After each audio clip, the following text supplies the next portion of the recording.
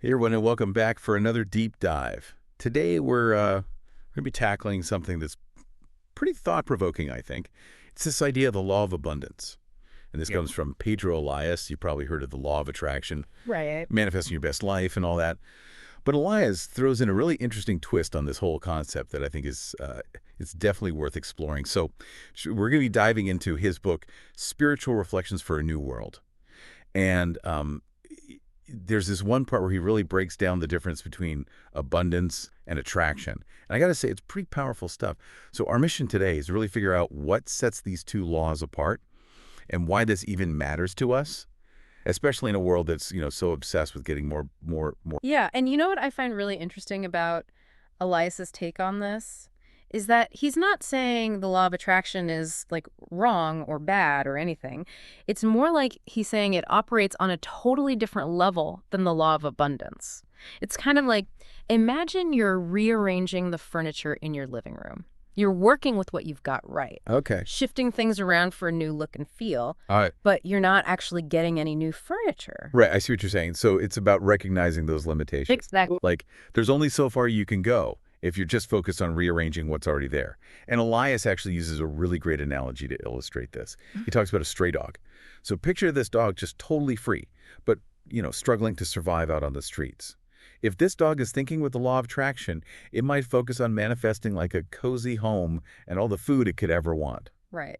Which, to be fair, sounds pretty great. Totally. I mean, who wouldn't want that? Exactly. There's a catch. Because, as Elias points out, that dog, in its pursuit of comfort, might just end up on a leash, confined by the very walls it wished for. Whoa. Okay, so there's that classic trade-off. You get what you thought you wanted, but at what cost? Right, and that's where the law of abundance comes in. It's not about chasing after those external things that we think will make us happy. It's about trusting that the universe, a higher power, whatever you want to call it, will provide what we need to grow, even if it's not always comfortable or what we expect. So you're saying true abundance might actually require us to redefine what we perceive as desirable. That's kind of a tough pill to swallow. It is, but it's about shifting our focus Hmm. from acquiring what we think we want to being open to what we need for our growth. And sometimes those are two very different things. This is huge. So you're basically saying we need to completely change the way we relate to the universe. Yeah. Instead of this like transactional, give me this and I'll do that kind of deal. It's about surrendering, trusting that the universe has a bigger plan. Exactly. It's about approaching the universe with open hands, ready to receive what's meant for us, even if it doesn't look like what we initially imagined. Okay, so we're not just talking about manifesting a specific thing. We're talking about a fundamental shift in perspective here. Absolutely. It's less about what can the universe do for me Mm. and more about how can I be a vessel for something larger than myself. Now you're getting it. It's a shift from a transactional to a relational approach to the universe. So how does this like relational approach actually play out in our everyday lives? I mean, it's one thing to talk about surrendering and trusting, but what does that actually look like day to day? It's not like I can just quit my job and just like float around waiting for the universe to rain abundance down on me, right? That's a great question. And it actually brings us to another really interesting point that Elias makes. He argues that this isn't just about material possessions, it's about spiritual growth. Spiritual growth, okay. Yeah. Now we're getting into some really interesting territory. But to be honest, that term always kind of throws me off a little. It feels kind of vague, you know. What does Elias actually mean by spiritual growth? What does that look like, practically speaking? He's talking about something that goes way beyond just accumulating wealth or possessions. It's about cultivating qualities like compassion, gratitude, a deep sense of connection with something bigger than yourself. So instead of focusing on like manifesting a bigger paycheck, spiritual growth might look like being more generous with what we already have. Or maybe it's about finding contentment and gratitude for the simple things, even when life gets tough. Exactly. It's about shifting our values from a place of scarcity to a place of abundance. It's recognizing that even if we don't have everything we think we want, we can still live rich and meaningful lives. That actually reminds me of something Elias talks about with the law of attraction, that whole the grass is always greener mentality. Right. You achieve one goal and then we're instantly on to the next bigger, shinier thing, never really feeling satisfied. And that's a trap that's so easy to fall into, especially in today's world, right? We're constantly bombarded with messages that tell us we need more to be happy, to be successful. But Elias is challenging that whole notion. He points out that many people who might not have material abundance can still possess incredibly rich spiritual lives. So it's not about judging anyone's material success at all. It's more about looking inward and asking ourselves, what truly drives us? What really brings us joy and fulfillment? Precisely. It's about recognizing that true abundance isn't something you chase after. It's something you cultivate from within. And sometimes the path to that inner abundance requires us to let go of our attachment to material desires and embrace something much more profound. This is making me think about those like prosperity gospel preachers. Mm. The ones who say that God wants everyone to be wealthy and successful. Right, the idea that material wealth is a sign of God's favor. Yes, exactly. But Elias seems to be suggesting something completely different. It's not about attracting material riches, but about aligning yourself with a larger purpose. He even uses the example of Jesus to illustrate this point. And that's a really powerful example because think about it. Jesus wasn't surrounded by material wealth. He didn't shy away from discomfort or difficult people. He lived a simple life, constantly interacting with those who challenged his views, who questioned him, even criticized him. He really embraced the struggle, didn't he? But in doing so, he found a deeper purpose, a more profound kind of abundance. Exactly. And that's what Elias is getting at with the law of abundance. It's about surrendering to a life of service, to a purpose that transcends our individual desires. It's about recognizing that sometimes the greatest rewards come from embracing the difficult path, the path less traveled. Okay, I'm starting to see how this all connects. It's not about asking the universe for a bigger house or a fancier car. It's about aligning ourselves with this flow, this grand scheme of things, Mm. and trusting that the universe will provide what we need to fulfill our unique purpose.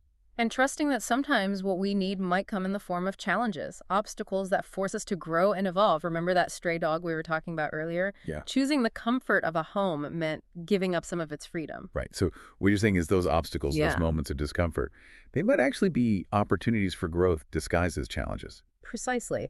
And that brings us to another powerful analogy that Elias uses.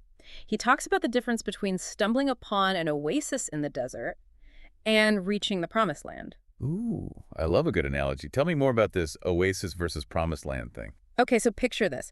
You're trekking through the desert, exhausted, parched, ready to give up. Suddenly you come across this lush oasis. There's cool water-shade food, everything you need to rest and recover. Oh, 100%. Sign me up for that oasis life. I could totally get used to that. Right. It feels like abundance, doesn't it? Like you finally made it. But here's the thing. That oasis, as tempting as it might be, it's not the final destination. It's a temporary reprieve A pit stop along the way. Exactly. The true abundance, the promised land, still lies ahead. And getting there requires you to leave the comfort of that oasis and continue your journey even when it's tough, even when you'd rather just stay put. Wow, that's a powerful image.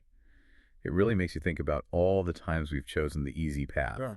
right? Like that relationship that seemed comfortable at first, but ultimately wasn't really good for us in the long run, or that job that felt safe and familiar, but was secretly draining our soul little by little. It's so easy to get seduced by that feeling of comfort, like we've Definitely. finally arrived and we can just stop trying so hard.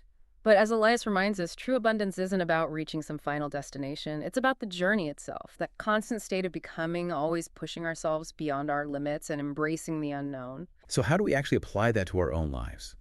How do we shift from that scarcity mindset of clinging to those comfortable oases to embracing the messier, sometimes uncomfortable journey of growth? It's like my brain understands it, but how do I actually put it into practice? That's the million-dollar question, isn't it? And honestly, I think Elias would say it all starts with surrender. Letting go of the need to control everything, to have all the answers, to always choose the easiest option. Remember we talked about shifting from that transactional to a relational approach with the universe. Right. Like instead of constantly bargaining and making deals with the universe, it's more about approaching it with a sense of trust and openness. Exactly. It's like saying, hey, universe, I trust you. I trust that you have my back, that you're guiding me towards what's best for me, even if I don't always get it. It's about surrendering to the journey, trusting the process, even when it's messy and confusing, even when we're tempted to settle for those comfortable oases along the way. It makes you wonder if we could truly embody this law of abundance. What would we be capable of? What amazing things could we achieve? Who could we become? Now, those are some really powerful questions to reflect on. And maybe the answer isn't something we find out there, but something we realize within ourselves. So to recap today, we've been diving deep into the law of abundance with Pedro Elias. We talked about how it's different from the popular law of attraction, how it's not just about manifesting what we want, but about surrendering to what's truly for our highest good, even if it pushes us outside our comfort zones. We talked about how the shift in perspective might require us to redefine our whole definition of success and happiness, to embrace the idea that true abundance often lies beyond our comfort zones. We also touched upon the importance of spiritual growth as a key part of abundance, that inner richness that goes way beyond material possessions. You take away one thing from this conversation, I hope it's this. The path to true abundance is rarely a straight line. It's about surrendering to the unknown, trusting the journey, and embracing the growth that comes from venturing beyond our comfort zones. And hey, maybe those obstacles we face along the way, those bumps in the road, they're actually the stepping stones to a deeper, more meaningful kind of abundance Yeah. we could have ever imagined. Now, here's a final thought for you to ponder this week. If you were to approach your life through this lens of the law of abundance, what would you be willing to surrender? What desires might you need to re-examine? What would it look like to trust the universe completely with your journey, even if it leads you down some unexpected paths? What incredible things might you discover about yourself and about true abundance along the way? Those are some juicy questions to reflect on. And if you're as fascinated by this concept as we are, I highly recommend checking out Pedro Elias's book, Spiritual Reflections for a New World. It's full of wisdom and practical guidance for anyone looking to embrace the law of abundance in their own lives. It's a fantastic read and a great starting point for anyone ready to embark on this journey of self-discovery and spiritual growth. Until next time, keep those minds open and keep diving deep.